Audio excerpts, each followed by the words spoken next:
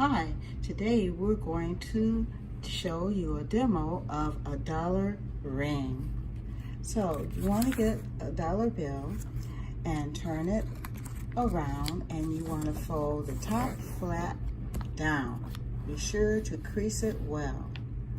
Then fold the bottom flat up and slide it into the flap that was just folded down.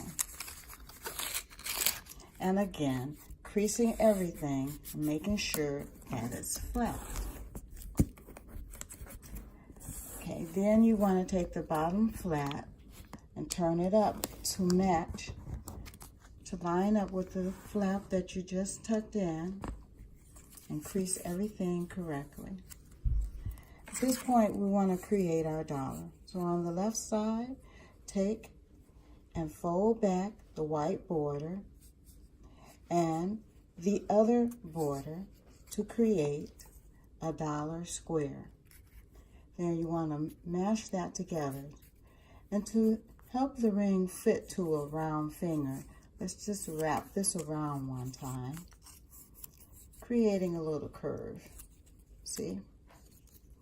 Next, we want to take our dollar bill and fit it for our finger. For me, that's just about folding it up to the F.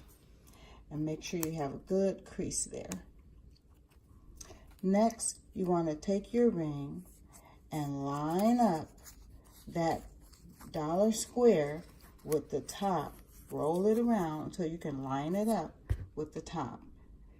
It should create a straight line. Then you want to fold over the flap and take the edge of the dollar where you created the one, and you crease that and fold it into the flap you just wrapped around. Give it a little snug pull to create tightness. Then wrap the remaining part of that flap around, pulling tight,